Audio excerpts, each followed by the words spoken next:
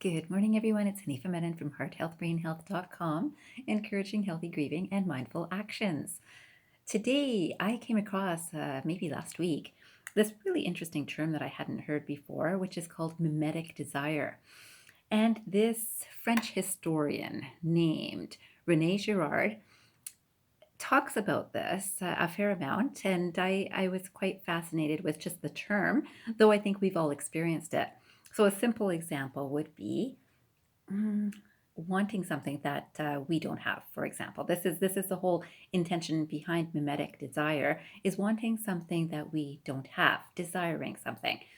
And the example that I came across is, imagine a bunch of kids at a birthday party and there's blue balloons everywhere, but there's one red balloon. And suddenly a child grabs the red balloon and says, "It's mine." And guess what? All the kids will drop their balloons and try to get the red balloon. So that's a simple way of looking at it. It's also very easy for us to see that, social media really gets some ideas planted in people's minds of, this person's got this, I wish I had that. We do it in our day-to-day life, right? We are often thinking about, oh, that's a beautiful car, oh, that's a beautiful house, oh, that's a beautiful garden, whatever it is that sparks a desire within ourselves that it might not have even been anything we were thinking about, but because we saw it. Advertising companies, we all know, are really aware of this psychology of the human mind, where again, you might be sitting comfortably watching TV and suddenly you see a commercial about burgers, and now you really feel like a burger. So that's another aspect. We do know that this happens through the radio too. So if it's time to change the tires and we keep on hearing it's time to change tires and here's the deals that are on, we remember, I got to change my tires.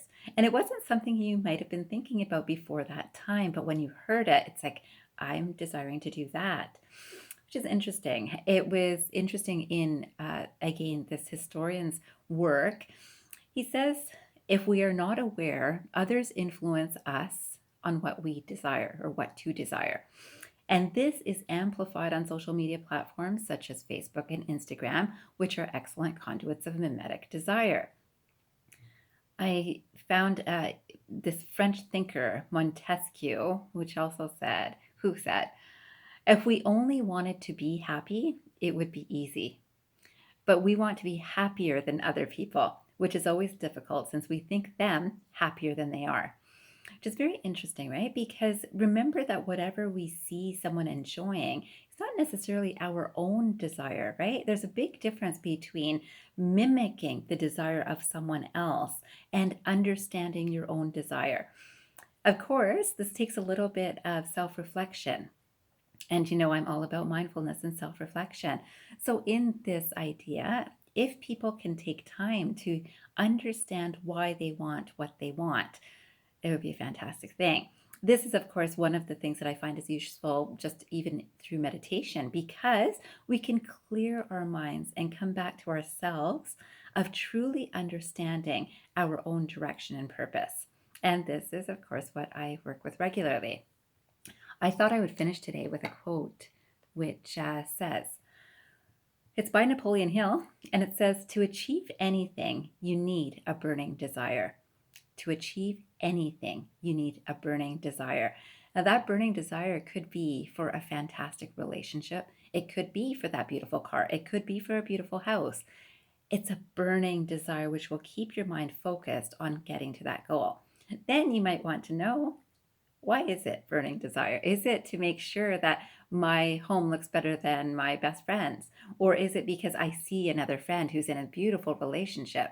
Or is it because I really want to be that profession? Whatever it is, find out what's the reason for it. And if it's someone else's desire that you're watching and thinking, when I'm there, I will be as happy as that person, that's the time to reconsider. It's the time to understand, does it match your own burning desire?